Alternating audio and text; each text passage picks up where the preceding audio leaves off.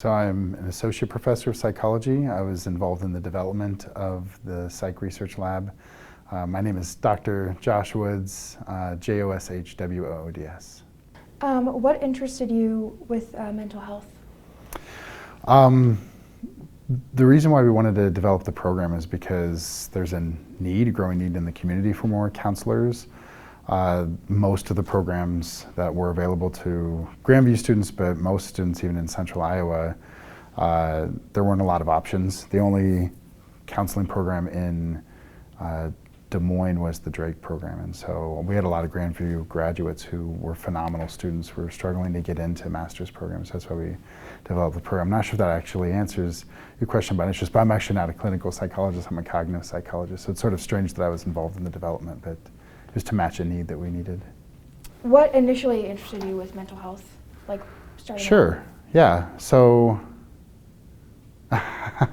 the honest answer is I wasn't a very good college student, and psychology were the classes I hated the least. And so, I guess as I took psychology classes, I thought they were really interesting because they're just about people, and you start to psychoanalyze your family, then you start to psychoanalyze your maybe yourself a little bit. Then for me at least, I started to just kind of see psychology everywhere. I was thinking about becoming a clinical psychologist. When I was thinking about that, what really interested me was helping people, that everybody falls in a continuum of needing help. Some people just need a little bit of nudging from their friends. Some people need very serious professional help. Probably everybody could do with a little bit of professional help from time to time. Just because your friend is meant to be your best friend and they're supposed to get your back, and so they may not always be the most honest mediator for telling you what maybe you don't want to hear. So as I was studying psychology, just the realization that all of us are a little bit broken, and so there's a real need not only to fight the stigma of counseling, but to really get in the trenches and fight that battle. Yeah, so I'm a cognitive psychologist, and so most people, I didn't know what a cognitive psychologist was when I became a psych major. So my area of expertise is in memory. So I do research in memory and false memory. I go to trials and act as an expert witness for basically to explain to juries that not all eyewitness memories are perfect, and so just because you have an eyewitness that was at the crime scene, there's systematic ways that sometimes our memories can be fallible or erroneous, make errors, and so just trying to help juries understand that those are very real issues. Cognitive psychologists study basically anything about the mind. I fell into that area just because as I was studying psychology, that was the stuff that really interested me, realizing that without your memory, there's not really anything. Life is basically memory. It seems like a weird thing to say, but it's very true. You are a makeup of all of your memories. Mm-hmm. And so as I kind of realized that, I realized I wanted to study it more. That's really interesting. Yeah, good, thanks. Yeah, I didn't know that was a thing. That's very interesting. So do you work as a cognitive psychologist more than teaching, or? Definitely more teaching, which is what I want to do. I love working at Grandview because I want to teach, kind of the same as I was saying. I was not a very good student. The more I realized, that psychology is everywhere. It's like, how cool! I wish everybody could see the world that I'm starting to see it. It literally changed the way I saw the world. It's just as a silly example. I was just talking in it's a biopsychology class, so it's the biology of psychology, and we're talking about how the sky is not actually blue, but when you ask people what the color of the sky is, they'll say blue. It's not. And of course you can go, well, duh, I guess it's transparent or whatever. But just understanding that everything around you is not as it seems, and the only thing on this planet that is really trying to crack the code and trying to understand what the human experience is all about is psychology. And so it's such a cool field to be a part of and to share the important things that we find with other people. So I spend most of my time teaching, which is exactly what I want to do. The degree is focused on clinical psychology, so how did you get involved with that? Yeah, well, so most people who become psych majors, they usually want to go into counseling. They're not weird like me and think about blue skies and cognitive psychology, memory, and all that kind of stuff, right? What draws most people to a psych major is similar to why I originally thought maybe that's what I wanted to do, is they want to help people. And so there's a lot of students who graduate with psychology majors. There's not a lot you can do with a psychology bachelor's degree that's in the field. There's a lot you can do with it sort of in a general sense, and that's another very long conversation for another day. But in terms of how do I get a job directly right out of college with a bachelor's degree in psychology, it's a complicated, convoluted path, where if you go on to get a master's in clinical psychology, you can either work in a clinic, you can work for a hospital, you can start your own practice and become an entrepreneur and make actually really good money. And so our Grandview students had this opportunity to either graduate with a bachelor's degree and have things be complicated, or this master's degree and have things be much more monetarily rewarding, making money, which is what this is all about, right? Mm-hmm. Hopefully. Maybe. How does the program benefit students wanting to get real world experience in mental health? Right. So towards, like most master's programs, it's a 2-step or 2-year program general for full time. And so the first year it's more education based. You're learning a lot of the skills, you're learning a lot about the practice. But the second year, you really start applying those things. And so Dr. Mooney, who is our new director, is more involved, and we just hired a new clinical coordinator. His name's Trey. He's absolutely phenomenal from the University of Iowa. I'm really excited that we got him, Dr. Rosenberger. They are working together about to establish relationships in the community where our students will work in clinics. We're talking about maybe even having something here on campus, but definitely working in clinics around the community to gain that experience. What type of things did you have to do to get a program like this started? It's actually, I'll try to keep the story short. It's a long story. The first week I was here, so I've been here 7 years. The first week I was here, I met with a brand new provost.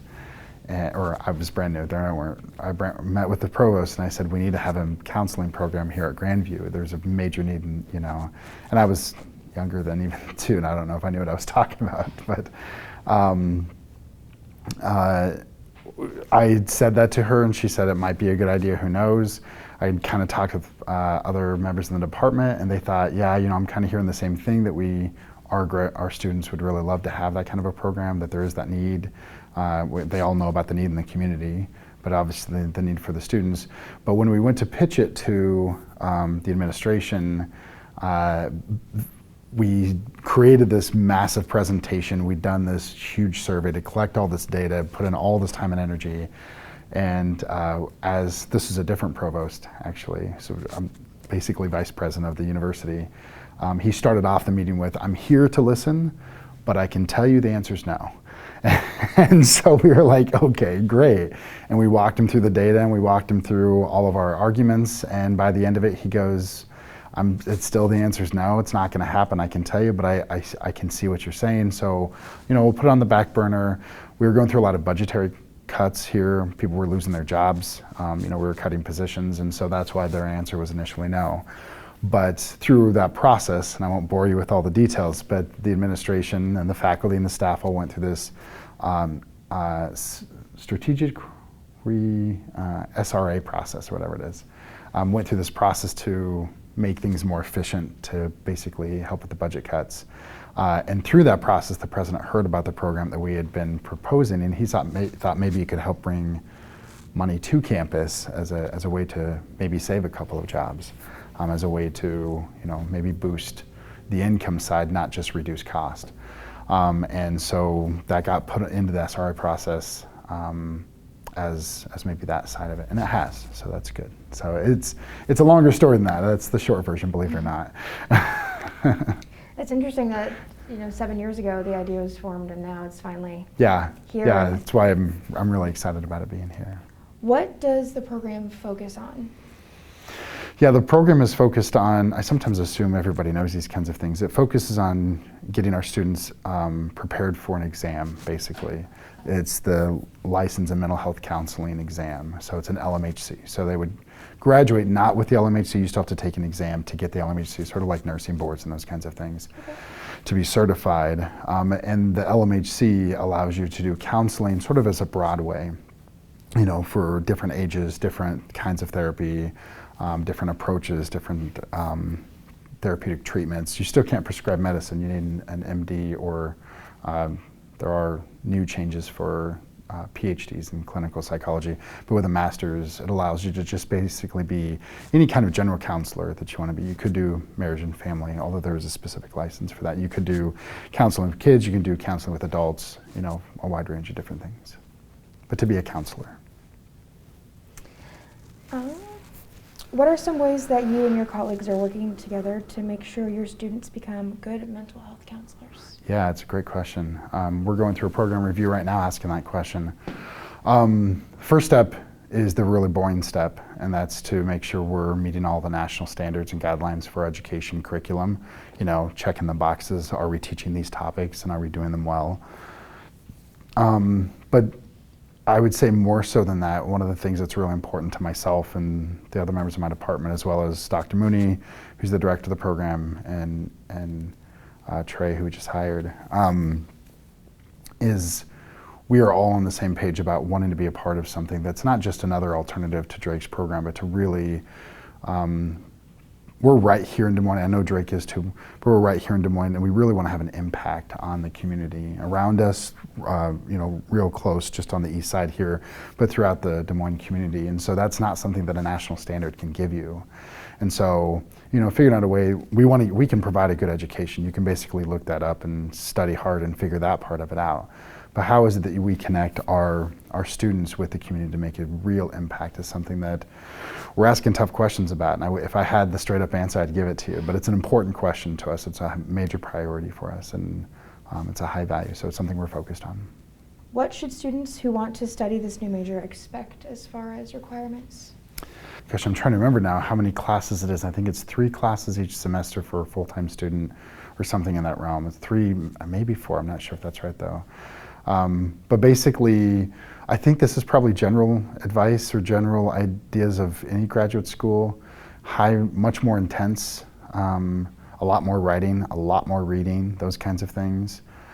At the same time, the reading and the writing is not as daunting, because if you're not into history and you get a history paper that you have to write, that's really painful, right? Or if you take a class that you thought was going to be interesting and then it's not, you know, it's really painful to work your way through those projects, where this is something that you're usually pretty sure that you want to do this. I mean, most people that get into counseling at this master's level are pretty motivated and intrinsically motivated. And so the work that they're doing, although it is more rigorous, that's just graduate school work, is, I think, a whole lot more rewarding. You know why you're studying this, you know why you're reading this literature, you know why the purpose of this paper is not to just make your professor happy, it's really to get you to think about these topics.